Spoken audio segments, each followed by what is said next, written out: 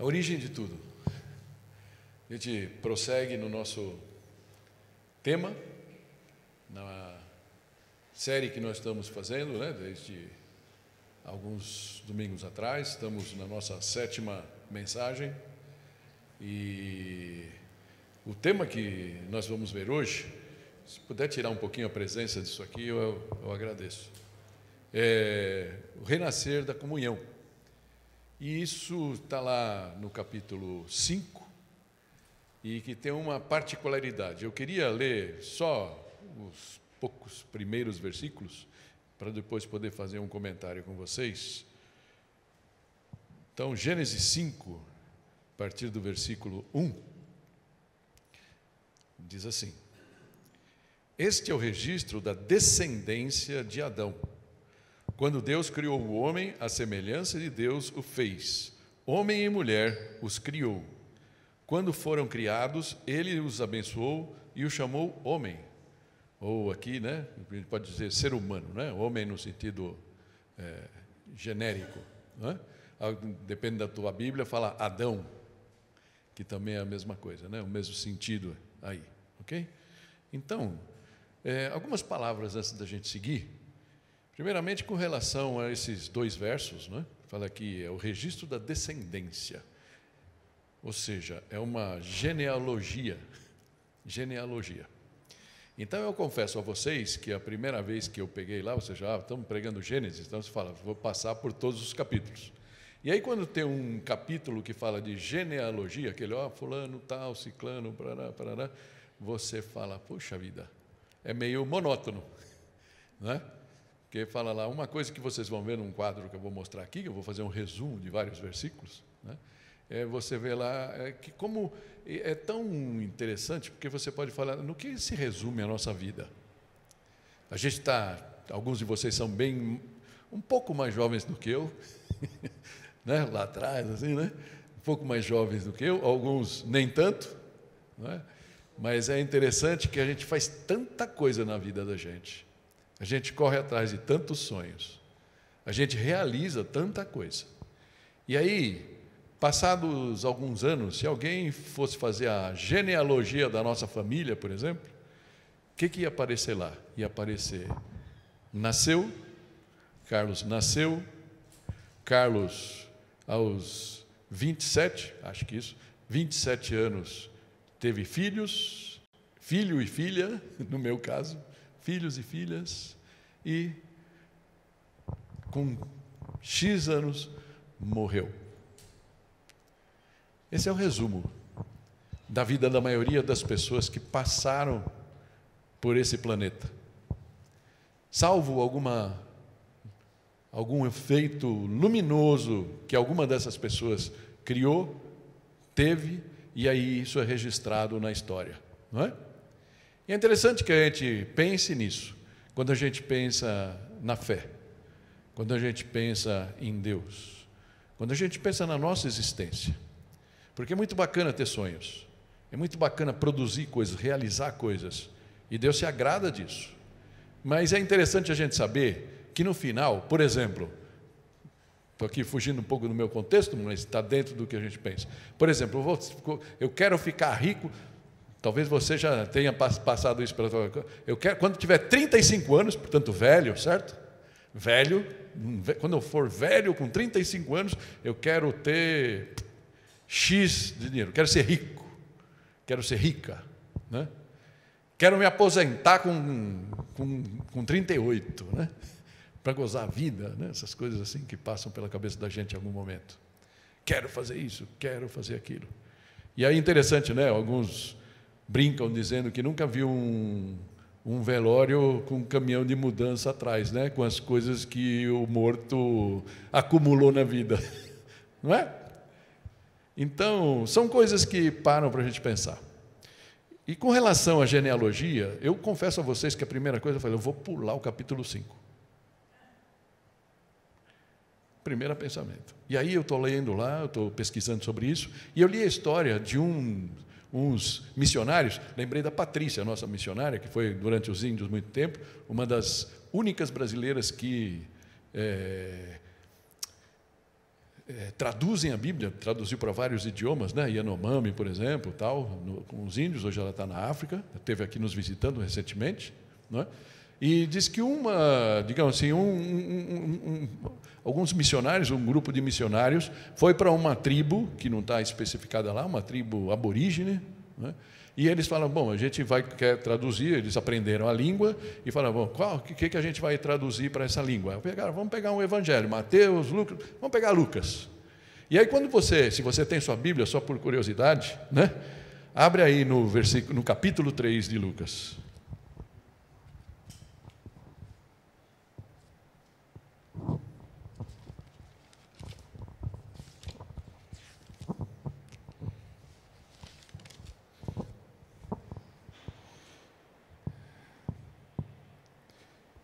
A partir do versículo 23, fala assim: Jesus tinha cerca de 30 anos de idade quando começou o seu ministério. Ele era considerado filho de José. E aí começa: filho de Eli, filho de Matate, plá, plá, plá, plá, vai seguindo. Então esses missionários falavam: puxa, a gente está aqui numa tribo que não conhece nada da história de Jesus, não entende nada da história da Bíblia, então vamos pular esse capítulo aqui, vamos pular essa parte e vamos traduzir os feitos de Jesus, o Evangelho, e vamos passar para eles. E aí eles fizeram isso, e foram bem-sucedidos no trabalho que eles fizeram, traduziram toda a Bíblia, quer dizer, toda a Bíblia não, todo o Evangelho de Lucas, e aí ao final eles falaram: bom, a gente chegou ao fim, então agora vamos pegar aquilo que a gente tinha pulado. E aí pegaram esse capítulo 3 e traduziram. E aí, cada capítulo que eles traduziam, eles pregavam, né? Certo? Esse era o objetivo deles, pregar para a tribo, para a comunidade. E aí, quando eles pegaram esse capítulo 3 e começaram, então, a falar, e você vai ver onde chega essa genealogia, é linda, chega em Adão, né? Para ver que a história é história mesmo, né? Com H. E aí, o que aconteceu? Diz que os índios, eles foram falando e os índios ali começaram a olhar e eles viram um certo maravilhamento e uma surpresa no semblante dos índios que eles não tinham visto durante toda a passagem da Bíblia, todos os capítulos da Bíblia que eles tinham estudado. E aí eles falaram: mas o que está acontecendo? Aí eles começaram a falar: então quer dizer que a história que você contou para a gente é real? Não é uma fábula? Não é alguém, né? Tipo assim, conto da carochinha, né? Não é só uma metáfora, alguma coisa do tipo? Não, é real. É real. Então aqueles missionários perceberam o valor da genealogia, né? De uma genealogia. Ela tem, é estranho algumas vezes, porque ela mostra para a gente uma certa monotonia da vida, onde não importa se é Pedro, se é João, se é Joaquim. Por exemplo, todos os discípulos de Jesus, que foram tão importantes para que o cristianismo chegasse até nós hoje, mas todos eles tiveram um epitáfio, ou seja, o dia que está lá: morreu aos X anos e assim por diante. Amém? Eu queria que isso tivesse permeando o nosso coração e a nossa mente. E eu vou fazer todo o esforço para resumir ao máximo alguma parte, mas existe, como eu disse, na vida de algumas pessoas, numa fé, numa comunhão comum, geral, como nós temos, que nós podemos ter com Deus, que sempre pode ser melhorada, existem sempre algumas luzes. Existem sempre aquelas pessoas que mostram para a gente que a nossa experiência de fé pode ser melhorada, pode ser aprofundada. E ela está disponível para nós. E é o que Deus quer de cada um de nós. Amém? Fecha teus olhos, vamos pedir para que Deus nos acompanhe nesse momento. Pai, eu quero te louvar, te agradecer por tua palavra que é tão rica. Até as genealogias são importantes. Fala a nós através desta. E abre o nosso coração. Tira de nós qualquer preconceito, para que a gente possa absorver o ensinamento que o Senhor tem para nós nessa manhã. Em nome de Jesus. Amém. Amém? O capítulo 3 conta um pouco como acaba a história de Adão. Fala assim: aos 130 anos, Adão gerou um filho à sua semelhança, conforme a sua imagem, e deu-lhe o nome de Sete. Depois que gerou Sete, Adão viveu 800 anos e gerou outros filhos e filhas. viveu ao todo 930 anos e morreu. Amém? 930 anos. Você pode falar, uau, quem vive 930 anos?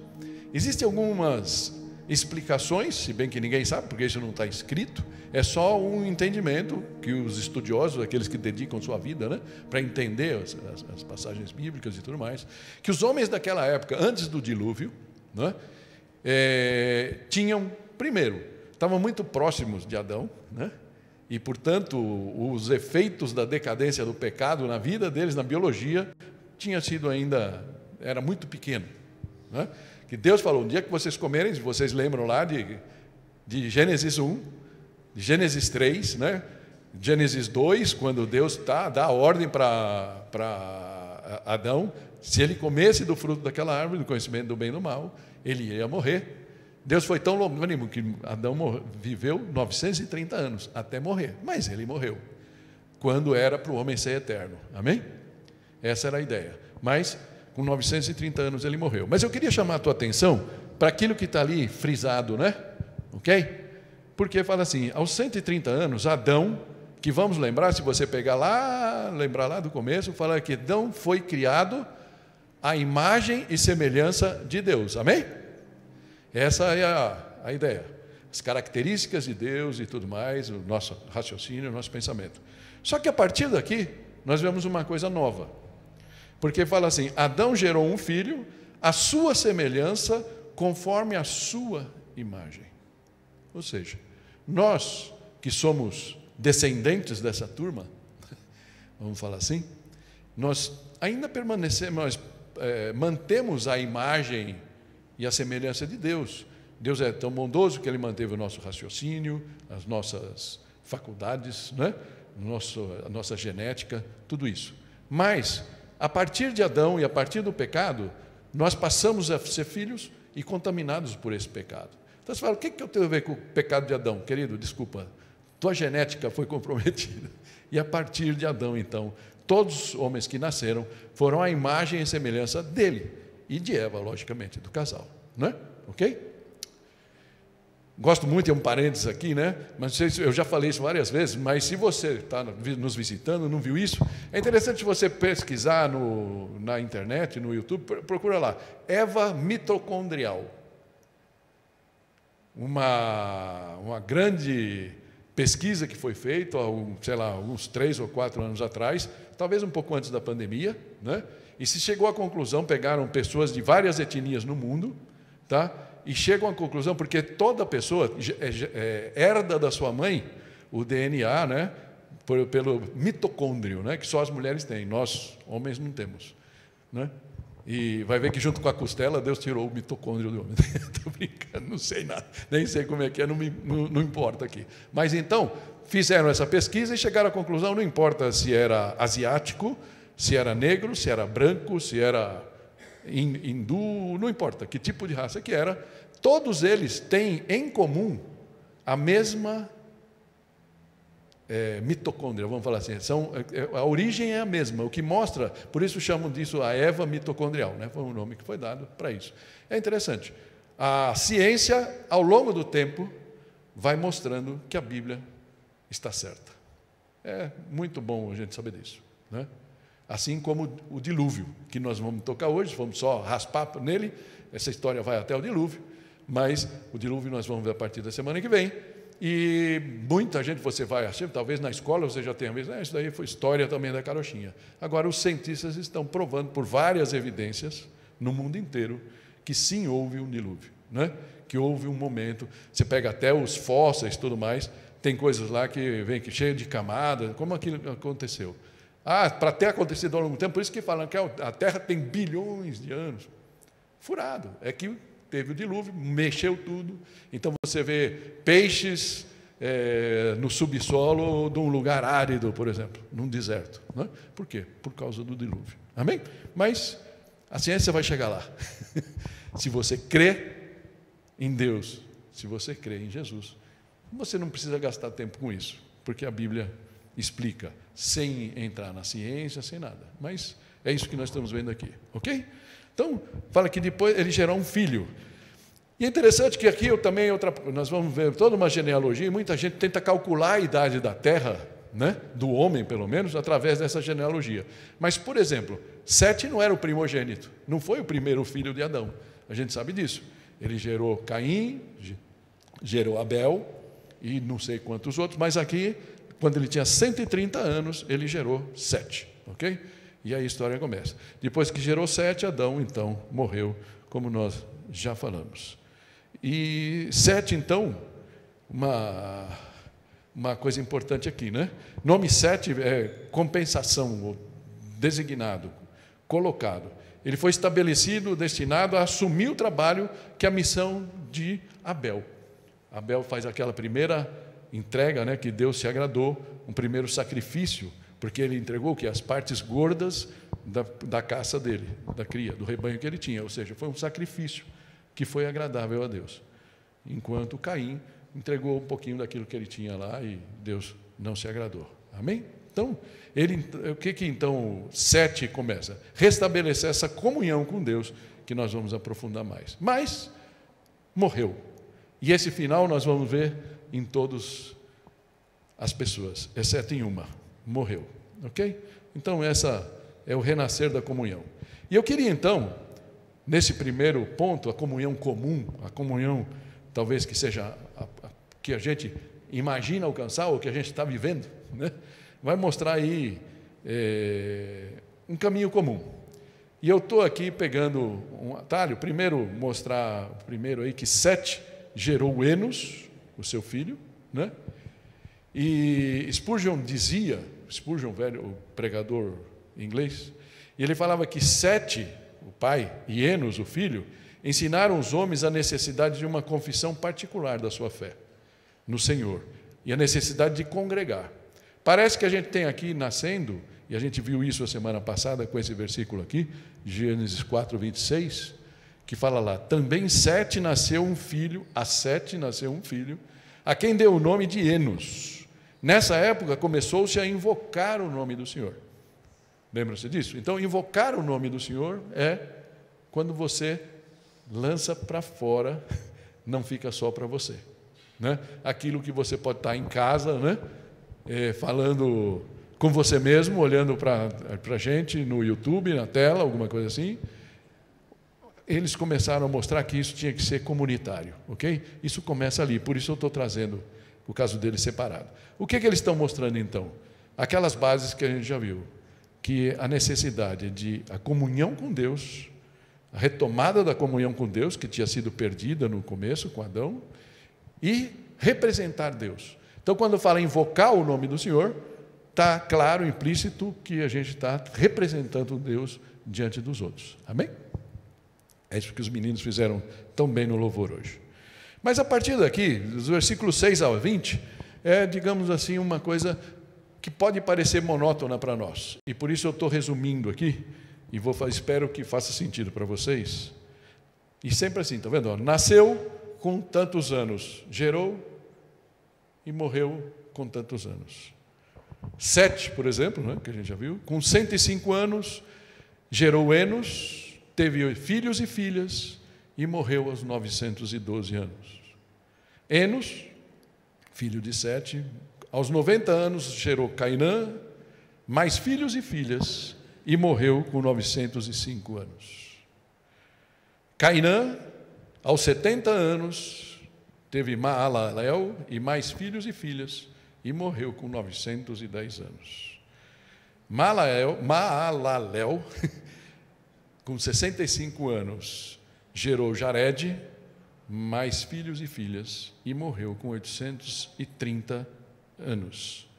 Interessante a gente olhar aqui, né? E Jared, com 162 anos, gerou Enoque, mais filhos e filhas, e morreu com 962 anos. O que a gente pode olhar para esse quadro e ver, né? Não necessariamente são os primogênitos, como eu já falei, né? E todos seguiam e transmitiam o conhecimento de Deus, pelo menos essa turma aqui.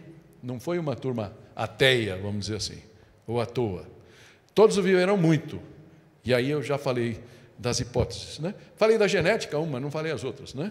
Outra é o meio ambiente. Tudo indica que antes do dilúvio, os especialistas aí dizem que tinha uma capa, uma brisa, né, que tinha cobrindo como se fosse um cobertor de água, né, que estava sobre a natureza, sobre a terra, né, como realmente uma coberta, e que isso no dilúvio depois foram parte das águas que desceram e formaram o dilúvio, e depois então o mundo ficou menos amigável para se viver, né? E o terceiro ponto que a gente pode dizer é a providência e o propósito de Deus. Logicamente, Deus tinha falado para o homem: cresçam e multipliquem, né? E ele, então, para que isso fosse possível, as pessoas viviam bem mais, ok? Mas qual é a outra coisa bem clara aqui? Eu já comentei delas: a morte. A morte. A morte foi o lugar comum de todos estes. A morte foi o custo maior do pecado de Adão. E todos nós, então, herdamos e temos que pagar esse preço. Por isso, Salomão, em Eclesiastes 7, que eu só vou mencionar aqui, ele fala que é melhor ir a uma casa onde há luto do que a uma casa em festa, pois a morte é o destino de todos. Os vivos devem levar isso a sério ou em consideração. Algumas vezes já usei esse texto em velórios, não é? Quando algum irmão, alguma pessoa falece. Porque as pessoas, de repente, não param para pensar. A gente não para para pensar na morte. Não é legal, né? Tem gente que não gosta, acha que se pensar na morte vai morrer, né? Vai chamar a morte para si. E, na verdade, não tem nada a ver com isso. Mas é interessante essa posição do Salomão, que foi tido como o homem mais sábio do mundo, na sua época, né? E ele fala que é importante a gente pensar na morte. Porque quando você pensa na morte, te dá perspectiva, né? Mesmo quando a gente é jovem. Amém? Mas eu queria, então, por que eu estou parando aqui? E esse texto vai até Noé. Porque essa é a comunhão comum que todos esses tiveram, como a gente pode ter. E quando a gente sair, quando a gente morrer, podemos ter uma linha dessa, em alguma genealogia. Mas teve um caso especial, que é a luz nesse texto, na genealogia. E eu estou chamando da verdadeira comunhão.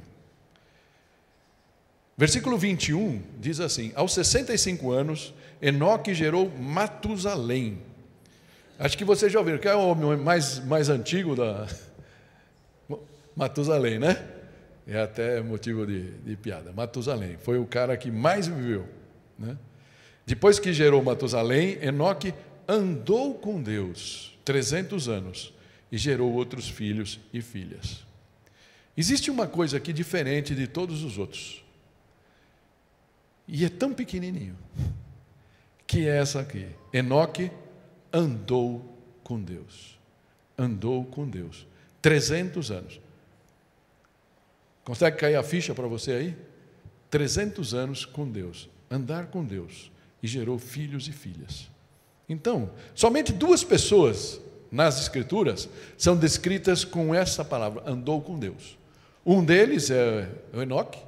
E o outro é Noé, que veio um pouco depois. Nem Abrão é dito isso, que andou com Deus. Interessante pensar. Então, alguns especulam que teve alguma coisa, como a gente pode explicar essa distinção? Alguns especulam que teve alguma coisa a ver com o nascimento do filho, Matusalém.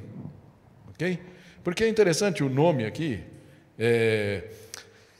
Outro dia veio um pastor, uma pregação, e ele falava que a gente tinha que ter uma Bíblia que os nomes não tinham que ser só transliterados, como é, né? De repente, eu precisei procurar outro dia, meu nome é Carlos, certo? Aí eu procurei outro dia para saber o significado de Carlos. E aí eu nem lembro mais, está vendo? Porque a gente vê o nome, dá um nome a um filho, uma filha, porque gosta do nome, né? Ouviu alguma pessoa que a gente gostou da pessoa, gostou do exemplo, então a gente repete o nome. Mas a gente nunca pensa no significado. Em hebraico, os nomes têm significado. Então, um pastor defendia que na Bíblia tinha que ter os significados dos nomes, e não assim como Matusalém. Então, Matusalém, uma tradução direta, fala que ele é o homem da javelina, o homem do dardo, como se ele fosse um lançador de dardos, alguma coisa assim. Mas alguns que vão mais fundo nas raízes, e entendem o hebraico mais profundo, veem aqui duas possibilidades, né? Esse começo, met, né, significa morte. E alguns, porque esse final shelak aqui, como se fosse shalom, uma forma, então, fala que é paz. Então, morte e paz É como se o nome dele fosse assim: sua morte traz a paz. Sua morte traz a paz. Outros defendem que é morte a primeira parte, mas esse shelach é como se fosse um verbo de trará. Trará isto. Então, sua morte trará, ou na sua morte isto virá. Interessante saber que Matusalém viveu 969 anos e ele morreu justamente no ano em que o dilúvio aconteceu. E eu fiz essa conta, não vou mostrar aqui para vocês, para não cansar vocês, mas eu fiz essa conta, Edaia, realmente ele morreu no ano do dilúvio. Né? É interessante. O pai, ou seja, o filho dele, vai morrer 5 anos antes do dilúvio, e ele vai estar, o avô ainda, né, vai estar vivo, o avô de Noé vai estar vivo quando Noé entra na arca. E quer dizer, tudo indica que ele morreu naquele ano. Né? Não pelo dilúvio ele morreu, acho que Deus não faria isso com ele. Amém? Ok? Então, o que pode ter intensificado, então, a fé? Essa amizade de Enoque com Deus. Alguns dizem que foi por causa do filho. Foi uma visão que Deus deu para ele. Mas eu prefiro pensar que, embora depois que o filho nasceu, ele tenha vivido 300 anos, andou com Deus 300 anos, ele já deveria, de alguma maneira, andar com Deus. Ele já deveria ter uma fé. Talvez como a nossa. Talvez aquela visão, aquela coisa que ele teve quando o filho dele nasceu, tenha intensificado isso. E aí o texto segue, no versículo 23, dizendo: viveu ao todo 365 anos. Contando com aquelas idades que a gente viu, ele morreu jovem, né? Ou seja, ele foi embora jovem. Mas fala: Enoque andou com Deus e já não foi encontrado, pois Deus o havia arrebatado. Uau! Deus o havia arrebatado. Uma consequência lógica, se você tem dúvidas sobre a existência de Deus, você não pode estar agradando a Deus. Desculpa, isso daqui eu estou antecipando o meu comentário aqui, que está em cima. O que a gente sabe, além desse texto de Enoque? Existem só outras 2 citações na Bíblia, e eu queria trazê-las para a gente poder, com isso, tirar uma conclusão e algumas lições para a nossa vida. Hebreus 11, 5 e 6 diz assim: pela fé, Enoque foi arrebatado, de modo que não experimentou a morte. Ele já não foi encontrado porque Deus o havia arrebatado, pois antes de ser arrebatado, recebeu testemunho que tinha agradado a Deus. Uau, que legal. Sem fé é impossível agradar a Deus, diz o autor de Hebreus, pois quem dele se aproxima precisa crer que ele existe e que recompensa aqueles que o buscam. Amém? Interessante. A fé de Enoque foi tamanha que fez com que ele se aproximasse de Deus de uma forma que ele caminhava com Deus. Deus era seu parceiro na vida. E aí a pergunta que a gente pode fazer: é assim que nós temos encarado Deus na nossa vida? É assim que nós temos nos relacionado com Ele?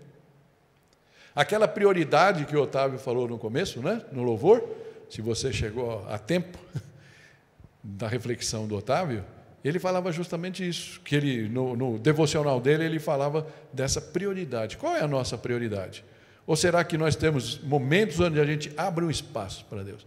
Será que Enoque falava com Deus só no domingo de manhã, quando ele estava louvando na igreja? Ou será que quando ele ia para o trabalho? Será que quando ele estava almoçando, quando ele estava tomando café, quando ele estava ensinando os filhos, quando ele estava se relacionando com a mulher? Ele estava caminhando com Deus? É a pergunta que a gente tem que fazer, a ponto de agradar, né? Enoque tinha fé, e por isso se aproximou e caminhou com Deus, e se tornou amigo de Deus, e por isso o agradou. Tem uma frase do Dallas Willard, eu tenho trazido algumas reflexões dele, e no final nós vamos ver algumas outras, e ele fala assim: pessoas espirituais não são aquelas que se submetem a certas práticas espirituais, são aquelas que constroem sua vida baseada num relacionamento pessoal e cotidiano com Deus. Amém? Dá para entender isso aqui?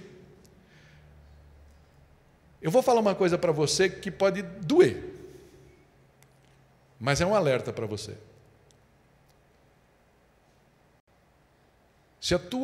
Se o teu relacionamento com Deus se resumiu a um momento na sua vida que você se emocionou por conhecer a verdade bíblica, o Evangelho, e você um dia levantou a mão num apelo que a gente fez aqui, e você fez o cursinho de batismo, foi batizado, e a partir daí você está esperando o dia da volta de Jesus ou o dia da sua morte e você está seguindo a sua vida normal.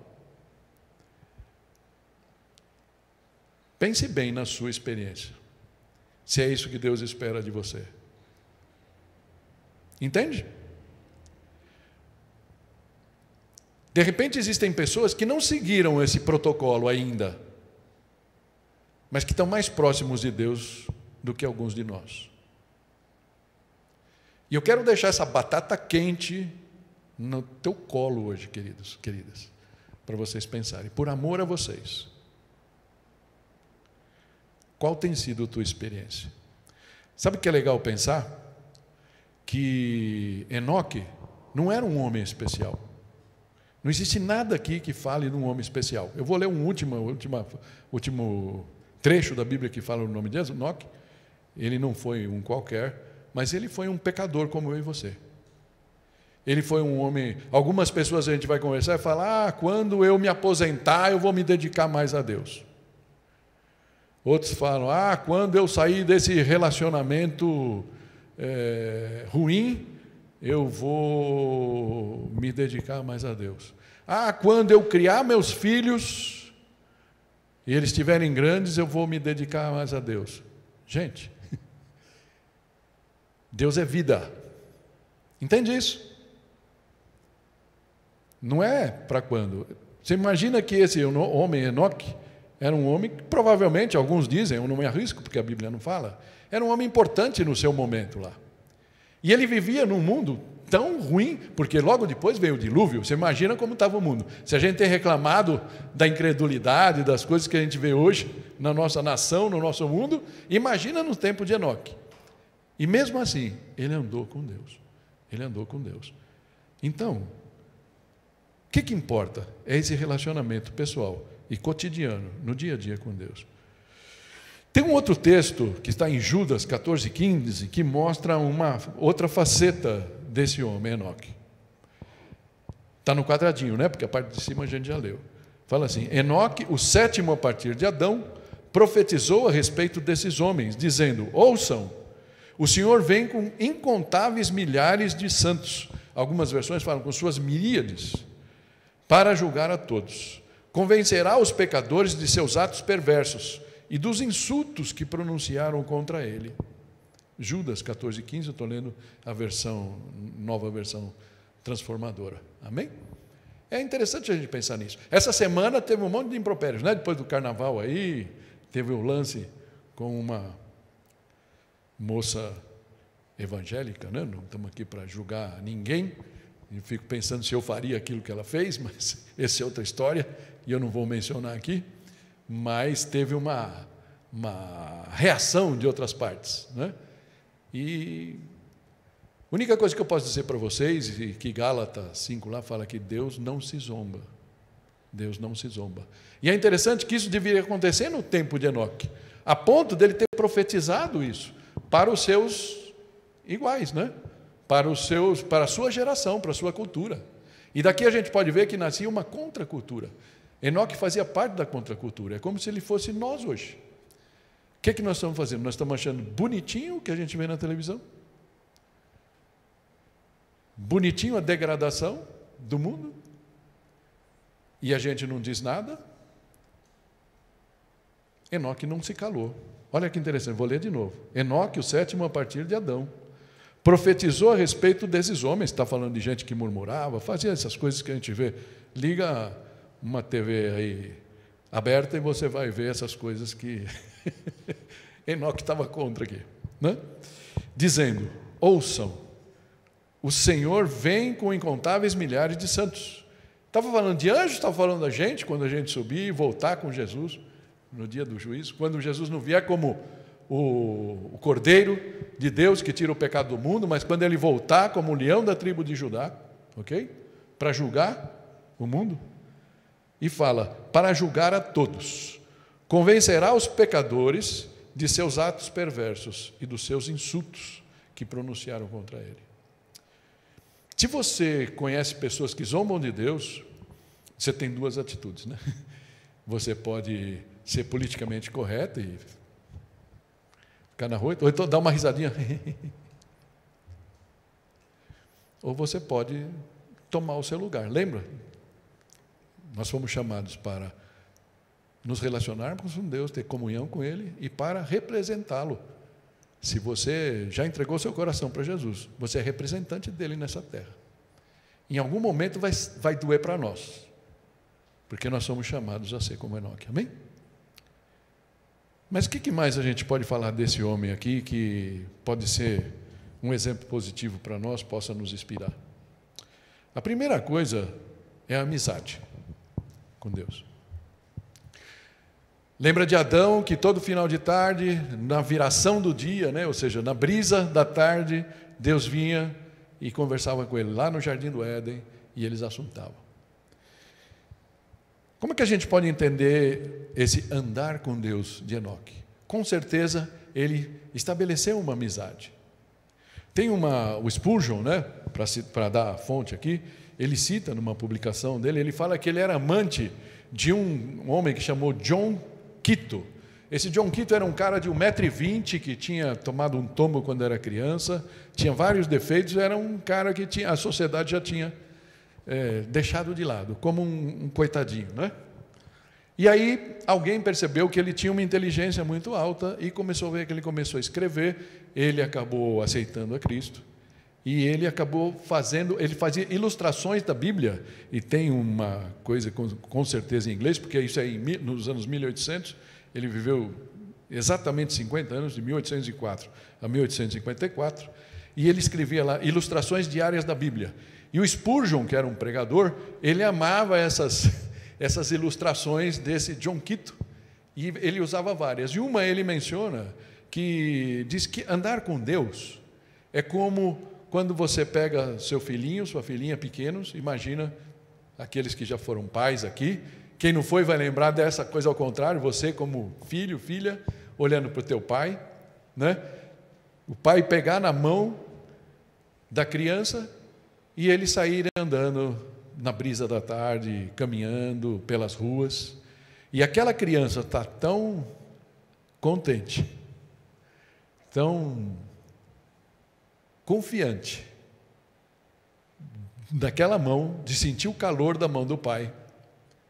Se você não faz isso com o teu filho de vez em quando, se ainda tem filho pequeno, alguns ainda têm, isso é muito importante. E aí ele faz essa figura, fala assim, nós devemos ser. Aquele momento ele fala, pode ter até perigos, alguma coisa, para a criança ela não está nem aí. A criança não vai ficar ansiosa, para ela está tudo bem. Por quê? Porque ela está nas mãos do pai. Está segurando na mão do pai o resto. E ali ela está derramando o amor dela pelo pai, derramando a confiança dela pelo pai, derramando aquela amizade. E é tudo o que um filho quer. E essa retribuição, né, como pai, é tudo que um pai pode querer, ter esses momentos com o filho, amém? Né?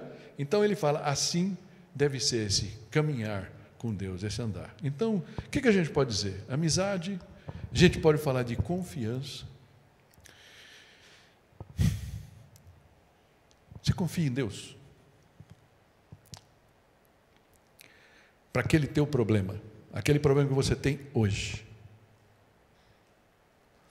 Aquela situação que está passando na tua vida hoje. E aí você está buscando onde? As respostas. Em você? No seu esforço? Que tal você compartilhar com Deus isso? Parece que Enoque fazia isso com uma certa tranquilidade. Contentamento, como aquela criança, de andar com Deus. Já aconteceu com você, de você estar parado, e olha, talvez você seja muito novo nisso, eu te digo, eu nem sei se você tem, se você não tem, eu falo, te aconselho a sair daqui hoje com uma dessas, a gente te presenteia, a Neide não está aqui, mas a gente acha, e passa para você. Se você não tem uma Bíblia, porque eu digo assim para você, uma das melhores os melhores momentos que eu posso reportar nos últimos anos, pelo menos, são aqueles momentos que eu consegui separar e falar: Deus, oi, Pai, estou aqui. E aí, de repente, eu não tenho nem o que falar para Ele. Lógico, agradece, aí aqueles 5 minutos que você tem que falar, entrega os seus pedidos, e aí você fala: o que o Senhor quer falar para mim? E aí, de repente, você abre. E um versículo bíblico, uma passagem da Bíblia, fala ao teu coração de uma maneira que te quebranta. É Deus falando com você, é Ele te usando. E Ele fala com você, lógico, Ele pode falar ao seu ouvido. Algumas vezes Ele fala comigo, mas quando você tem o conteúdo, né? Preparando mensagem acontece muito. Estou lá e falo, aí vem claramente, aquele versículo assim. Algumas vezes eu não sei onde está. Infelizmente, tem cara que é uma enciclopédia, né? Fala, isso está em 2 Coríntios 4,16. Eu não tenho essa qualidade, infelizmente. Mas eu sei do versículo. E aí eu pego uma chave bíblica. Você sabe que aqui, né, no YouVersion, não sei qual Bíblia que você tem aí no celular, você pode pôr a palavra, ele vai mostrar lá as coisas. De vez em quando vem na minha mente, e não é aquela palavra, aí você vai achando, você acaba achando aquilo que Deus está te mostrando, não é? Então, esse é o nosso conversar, esse é o nosso parte do contentamento e da comunhão. Intimidade. Intimidade. E eu acho que isso é o mais importante. Como você chama a Deus? Você chama a Deus, meu Deus, ó Senhor, Santíssimo, amantíssimo Pai, amantíssimo Deus, né? Ó Deus onipotente, estou entrando na tua presença. Mas é legal quando você pega Lucas, né? Lucas 6 lá, acho que é 6.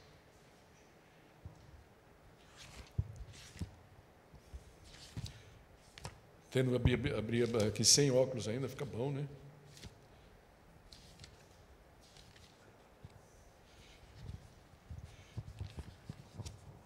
É 11, quase lá.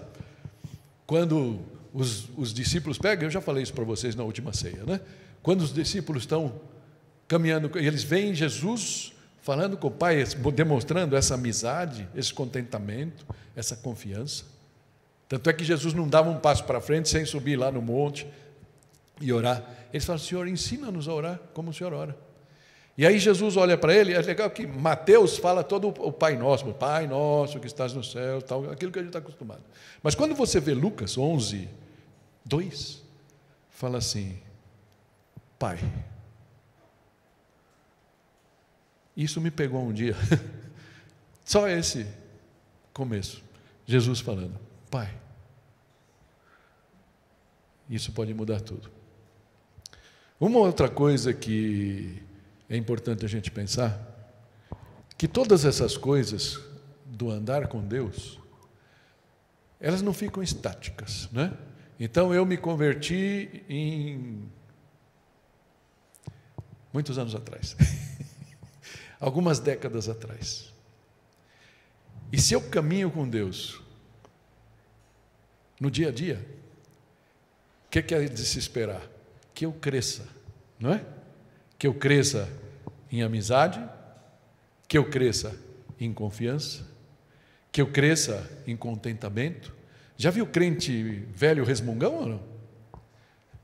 Ah, Deus, você pergunta para ele, como é que você está? Irmão, não quero nem saber os meus problemas. Aí tem outros que você encontra, como algum que está aqui perto de mim, né? Fala, em vitória, irmão, é gostoso, né? Quando você escuta isso, né, seu Roque? Em vitória, de vitória em vitória, de fé em fé, amém? Então, existe um crescimento na vida e também um aprofundamento dessa amizade, amém? Então, que isso possa ficar para a gente. Mas só para terminar esse texto, antes da gente ir para as conclusões, o texto ainda segue e fala de 2 casos normais que a gente poderia ter posto naquela lista, né? Mas está separado aqui por mostrar alguns detalhes.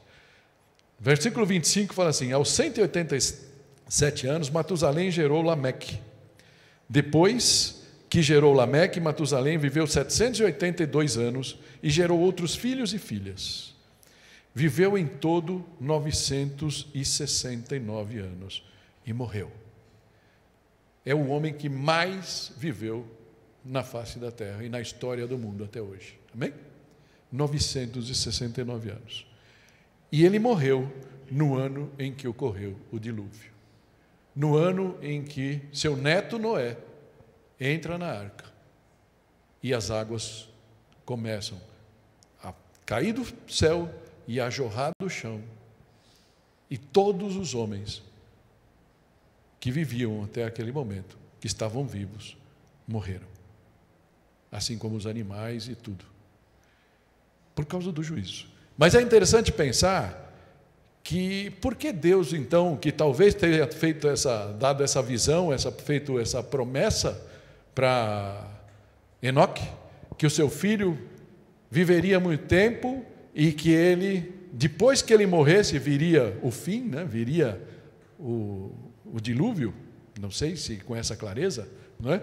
Mas talvez Deus tenha esticado a vida desse homem mais, esperando que acontecesse ainda algum arrependimento para aquele povo, como no povo de Nínive, né? Lembra a história de Jonas? É interessante que Deus manda Jonas ir lá falar, arrependam-se, e Jonas não queria ir, porque fala, esse povo, não quero ir, não sei o quê. Toda a história de Jonas, que é da baleia, aquela história toda, que talvez você conheça por cima, não é? Mas é interessante, Deus fala, poxa, o que você acha? Que se eles não se arrependessem, se você fosse lá pregasse, e eles se arrependessem, eu não me arrependeria, não mudaria o destino deles?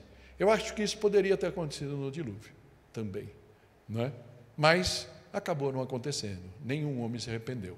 Por isso eu creio que Matusalém não morreu no dilúvio, ele morreu antes do dilúvio, e esse parece ser um consenso de todos. E aí fala, aos 182 anos, Lameque gerou um filho, deu-lhe o nome Noé, e disse, ele nos aliviará do nosso trabalho e do sofrimento de nossas mãos, causados pela terra que o Senhor amaldiçoou. Interessante, era difícil a lavoura e tudo mais, depois do jardim do Éden, depois da maldição.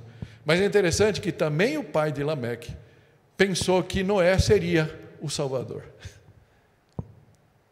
A missão de Noé foi diferente. A gente sabe que o Salvador, o verdadeiro Noé, é Jesus. Ok? Ainda os últimos 3 versículos aqui desse capítulo fala, depois que Noé nasceu, Lameque viveu 595 anos e gerou outros filhos e filhas, viveu aos 777 anos e morreu. Aos 500 anos, Noé tinha gerado Sem, Cã e Jafé, que foram os 3 que foram com as suas esposas para a arca, e a história começa depois a partir deles. Amém? Assim termina essa genealogia. O que a gente pode esperar? O que é a expectativa da comunhão hoje? O que essa história diz para nós? E eu queria de novo trazer aqui o Dallas Willard, e quero pegar 3 citações dele, para a gente fazer o gancho e tirar as nossas conclusões. Amém? Assim a gente vai terminar. A primeira coisa que ele fala é que a maioria dos problemas das igrejas contemporâneas pode ser explicada pelo fato de que os membros nunca decidiram seguir a Cristo. Entende isso? Concorda com isso? Alguém que abdica da fé, no meio do caminho, alguém que decide acabar com o seu relacionamento, seu casamento,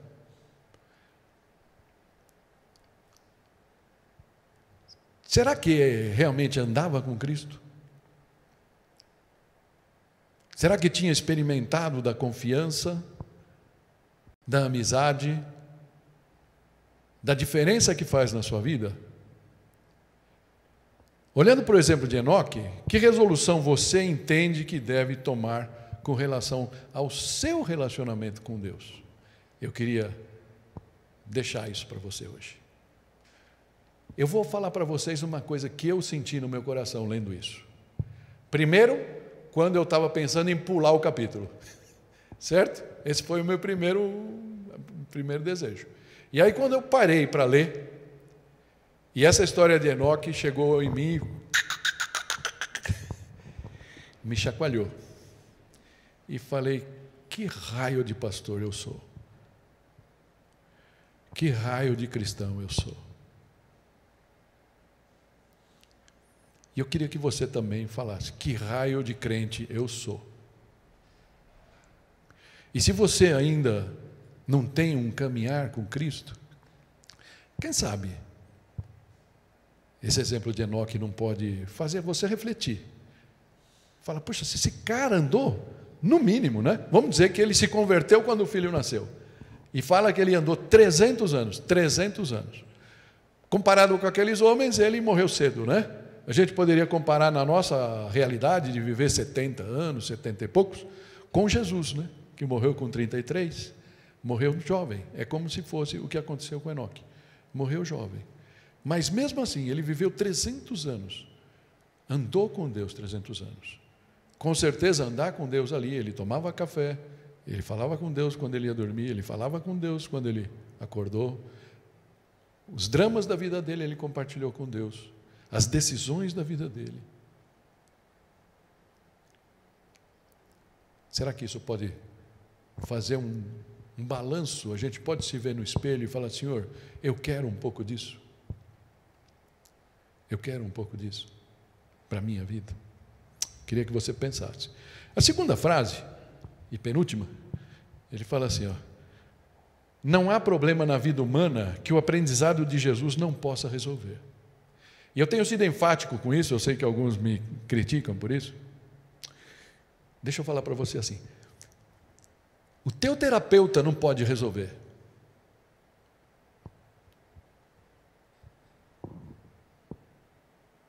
Os teus problemas de alma.